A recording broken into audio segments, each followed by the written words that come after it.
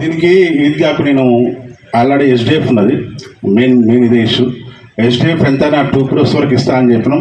కాకపోతే ఎస్డిఎఫ్ దీనికి వచ్చేటట్టుగా అంటే దీనికి అలాట్మెంట్ ఈద్గా అంటే అలాట్మెంట్ ఈజ్ డిఫరెంట్ కదా. కాబట్టి మీరు సహకరిస్తే నాకు ఆల్రెడీ ఎస్డిఎఫ్ ఫండ్ ఉన్నది మీకు ఇస్తాం. దానికి ఒక 2 crores దీనికి ఈద్గాకు 2 crores రూపీస్.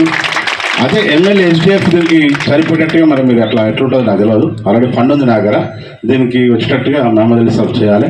అలాగే ఏమన్నా వేరే ఫండ్ ఉంటే కూడా మీరు దేని నుంచైనా కానీ నా ఫండ్ శాంక్షన్ చేపిస్తాను. మీరు మొన్న పండుగ రోజు చాలా రంజాన్ రోజు చాలా మొత్తం రోడ్డు మీదకి వచ్చేసింది. ఎట్ ఎనీ కాస్ట్ మనకు కావాలని చెప్పి అప్పటిదప్పుడు డిసిషన్ తీసుకొని యాజ్ పర్ లీగల్గా ఎట్లా ప్రొసీడ్ అయ్యేదని చెప్పి లీగల్ డాక్యుమెంట్స్ అవన్నీ చేసుకొని. కానీ ఇది గొప్పతనం ఏంటంటే మేమే తెలుసు, నాకు తెలిసి ఇంత గొప్ప హోమ్ మినిస్టర్ రాబోదు. ఎందుకంటే ఈజీ మనం ఫోన్ చేస్తే ఇట్లా ఫోన్ చేయగానే లేపుతాడు, రెస్పాన్స్ ఇచ్చే గొప్ప వ్యక్తి.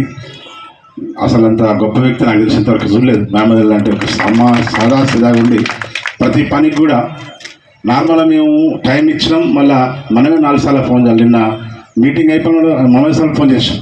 मैं कितने बजे आ जाऊँ 3:30 तक आ जाता हूँ बोल के साहब ही फ़ोन करे, अजीब सुबह फ़ोन करो होम मिनिस्टर साहब को फ़ोन करते बोल के बोले मैं साहब ही हमारा फ़ोन करे. ऐसा होम मिनिस्टर रहेगा. और वो चेयरमैन भी कभी भी फ़ोन करे तो भी उठाए. कितना दम 4-5 साल फ़ोन करे, महिला साहब फ़ोन करे. अच्छा रिस्पॉन्स हो गया. माँ चेयरमैन साहब भी कभी भी हमारा म्यूनसिपल चेयरमैन नाजिम सब टीम को लेके करे और अच्छा काम तो हो गया. अभी हाई टेंशन भी निकाल रहे पूरा, टावर्स डाल रहे पूरा. सो इसे उधर सा घरों को ऊपर का HT लाइन है और पूरा 33 kV लाइन का 11 kV लाइन का पूरा चल जा रहा है. पूरा टाउन का अंदर టవర్స్ వేపిస్తుంది. టెండర్ వేసుకుని లేదని చూద్దాం.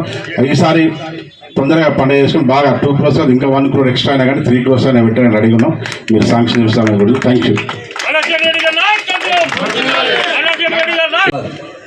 भुवनगिरी के अंदर इतनी बड़ी ईदगाह का फाउंडेशन रखा गया, उसके लिए मैं ख़ास तौर से आपके हरदिल अजीज़ एमएलए शेखर रेड्डी साहब को मुबारकबाद देता हूँ, शुक्रिया अदा करता हूँ.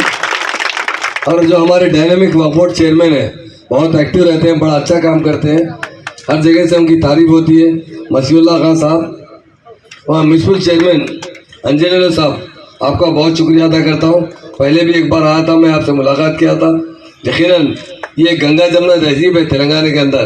जो भी काम होते हैं मुसलमान भाइयों के लिए हिंदू भाई आगे बढ़ते हैं, हिंदू भाई काम के लिए मुसलमान आगे बढ़ते हैं. ये 2014 के बाद हमारे ऑनरेबल सीएम साहब ने गंगा जमुना तहजीब को जो फ़रोग दिया है उसकी ये मिसाल है.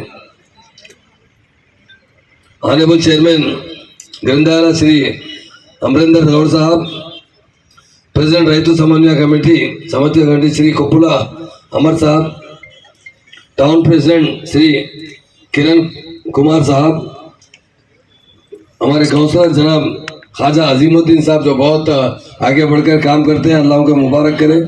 और हमारे बुजुर्ग जनाब मौलाना ख्वाजा बशीरुद्दीन साहब, और एक हमारे बुजुर्ग है जो मौलाना अकबर साहब जो आज फाउंडेशन में सामने रहे. फाउंडेशन जनाब इकबाल चौधरी साहब, जनाब एम.ए. रहीम साहब, एडवोकेट साहब, म्यूनसिपल कमिश्नर जनाब साबिर अली साहब, और BRS के लीडर हैदराबाद साहब बदरुद्दीन साहब, और यहाँ के मुकामी लीडर मुनव्वर खान साहब.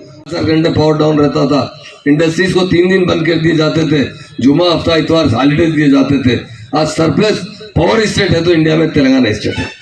ड्रिंकिंग वाटर का इतना बड़ा प्रॉब्लम था, पूरा प्रॉब्लम हल करने वाले सीएम सब कालेश्वर से पानी लाए, केनाल के जरिए हमारे दिए मिशन भगीरथा के तहत घर घर पानी पहुँचाने वाले लीडर KCR साहब.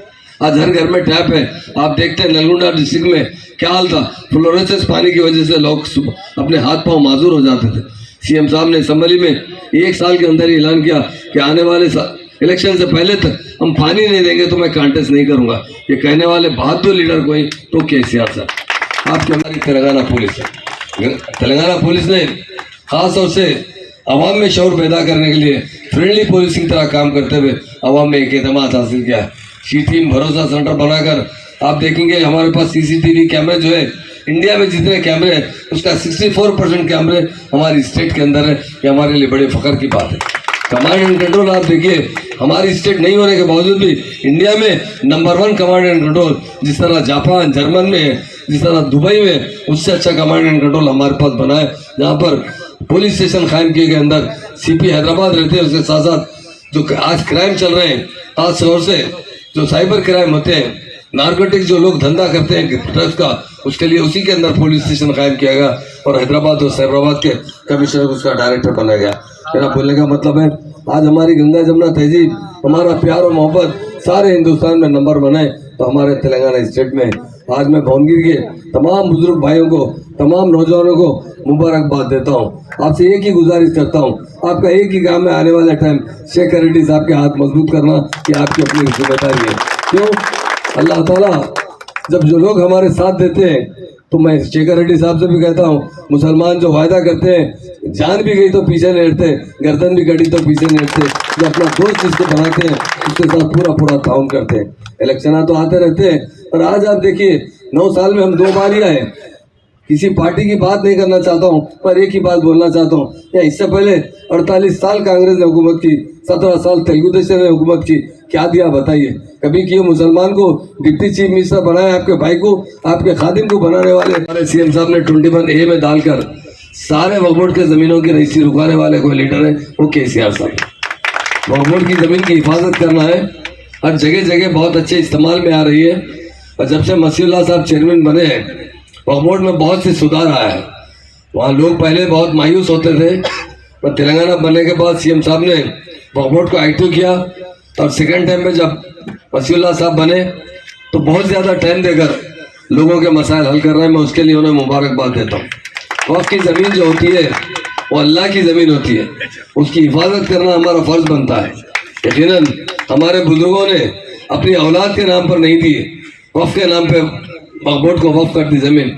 वक्फ के मतलब ये है कि अल्लाह की अमानत है, इसकी हिफाजत करना हमारा जिम्मेदारी है, और हमारे सीएम साहब इसे पूरी तरीके से अमलावरी ला रहे हैं। और एक बात बताना चाहता हूँ, तेलंगाना बहुत मुश्किल से मिला है। 14 साल जद्दोजहद करने के बाद हमारे सीएम साहब ने तेलंगाना लाया है। तेलंगाना लाने से पहले तेलंगाना में 10 डिस्ट्रिक्ट थे, हैदराबाद छोड़कर 9 डिस्ट्रिक्ट बैकवर्ड थे। हम दिल्ली में सीएम साहब के साथ जाते थे, बहुत से पार्टी के लीडर्स जिसके पार्लियामेंट में नुमाइंदगी करते थे, सीएम साहब से कहते थे, राव साहब ये क्या तेलंगाना बोल रहे हैं आप, तेलंगाना पूरा बैकवर्ड है, क्या करेंगे तेलंगाना लेकर? यहाँ पावर नहीं है, यहाँ फार्मर सुसाइड कर रहे हैं, यहाँ कोई केनाल से पानी देने का इंतजाम नहीं है, यहाँ लैंड ऑर्डर बहुत ख़राब है, नेक्सिज्म है, यहाँ पर क्रिमिनल राइट्स होते हैं, हमेशा फिसादात होते हैं। अब ये बैकवर्ड तेलंगाना लेकर क्या करते हैं? जब देखो अखबार में पढ़ते हैं तेलंगाना के फार्मर सुसाइड कर चुके हैं। सीएम साहब ने कहा एक बार बनने दीजिए आप, उसके बाद तेलंगाना के अवाम का जो जज्बा है काम करने का, लोग समझते हैं कि पहले आंध्रा के लोग काम करते हैं, वो उससे नंबर 1 काम करने वाले लोग हैं तेलंगाना की अवाम। स्टेट के अंदर एक डिप्टी चीफ मिनिस्टर मुसलमान को बनाया गया। साबिका में मुझे रेवेन्यू मिनिस्टर दिया गया था।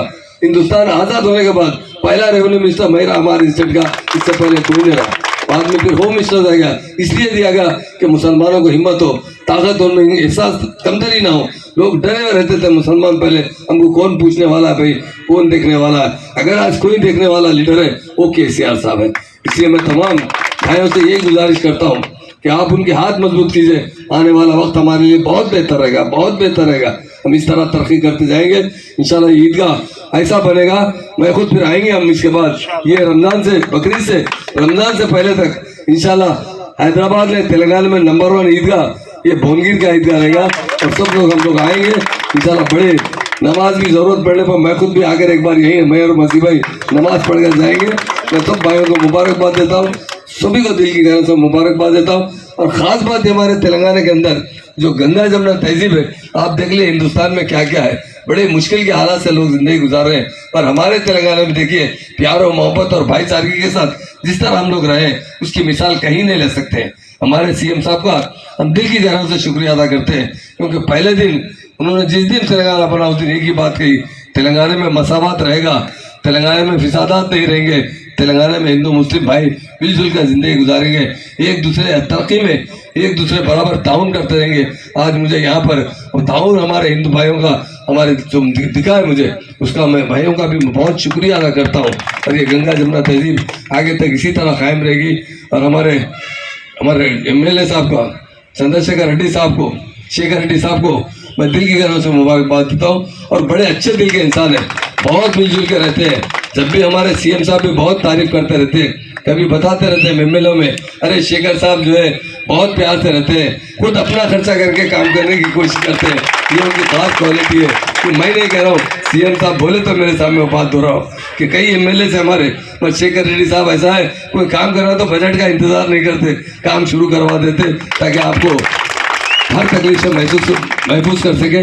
उसके लिए मैं मीडिया भाइयों का और तमाम हमारे बुजुर्गों भाई जो आए हैं सबका फर्दन शुक्रिया अदा करता हूँ और एक बार दिल की गहराइयों से ये ईदगाह की मुबारकबाद देता हूँ। Thank you. తెలంగాణం తెలంగాణం తెలంగాణం తెలంగాణం తెలంగాణం తెలంగాణం తెలంగాణం తెలంగాణం మన పేపర్ వస్తుంది.